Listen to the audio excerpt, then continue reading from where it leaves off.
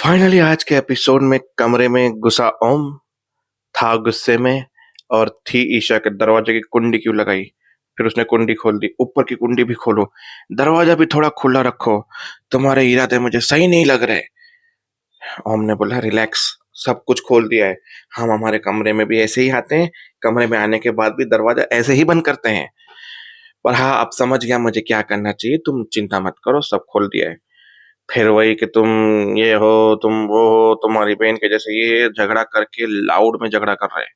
जहाँ ईशा ने बोला यहाँ से कोई गुजर है, हमें देख रहे तो उसका मुंह बंद कर दिया, उसने उसकी कमर पे हाथ रख दिया। बोला कम बोला करो, लोगों को नहीं सुनाने का हम अंदर लड़ रहे हैं।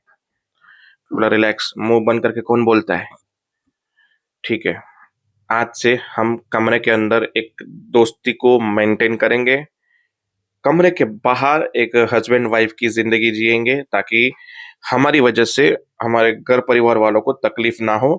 और पहले ही बहुत टाइम के बाद और ये मैटर के बाद, बसट के बाद थोड़ी सी खुशियां घर में आई है तो उसको बरकरार रखते हैं। डील डन करने के बाद रूल्स लिखे गए कि रूल्स नंबर 1, बाथरूम गीला नहीं होना चाहिए।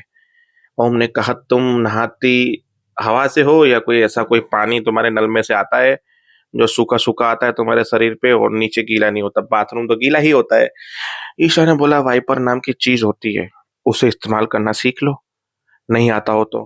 रूल्स नंबर 2, इज्जत करेंगे, रिस्पेक्ट करेंगे, मेंटेन करेंगे। रूल्स नंबर 3, 4, 5 अपनी डायरियों में अपने नियम और कानून लिखे गए कि भाई हम इस दायरे में रहेंगे। फिर सोने का ये सबसे बड़ा मैटर है, बीच में तकिए लगाए, दोनों आसपास सोए, पर दोनों को कंफर्टेबली नींद नहीं आई। ओम ने सोफा पे ट्राई किया सोने के लिए पर वो गिर गया। फिर जमीन पे ट्राई किया, उसे नींद नहीं आई। ईशा ने बोला मैं ट्राई करती हूँ, तो ईशा सोफा पे कंफर्टेबली सो गई और ओम अपना फैल के पलंग पे सो गया। तो सुबह हो गई ऐसे में। अब सुबह हुई तो सुबह सुबह हमारी ईशा ने जो है आरती शुरू कर दी। जहां सुबह सुबह एक्सरसाइज का और zombies का टाइम था इनका, गायत्री का, तो गायत्री ने बोला ये सुबह सुबह ईशा ने नौटंकी चालू कर दी। कोई नहीं, इसकी नौटंकी अभी ठीक करती हूँ मैं।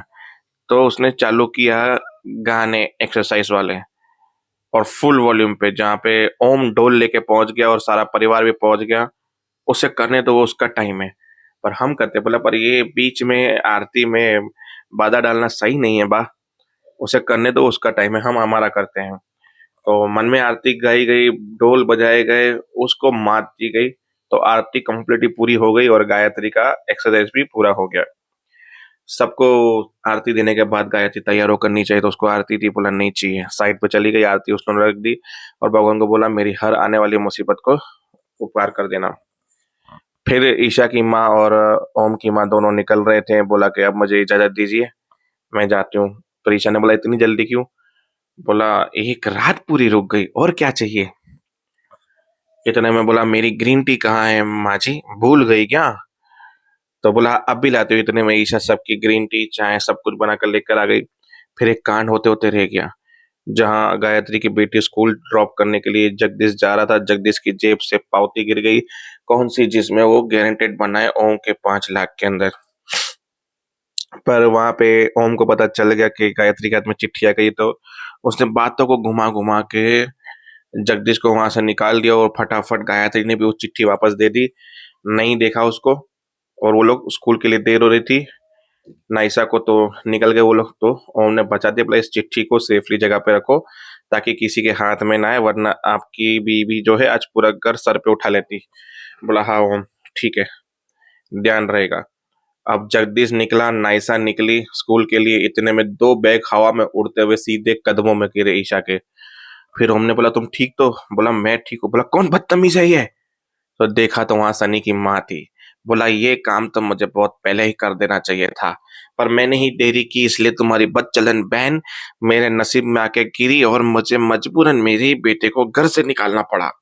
सनी और मिली घर पे आए थे, कैसे हैं, कहाँ है। जन्नून में है, जहां उन्हें होना चाहिए था।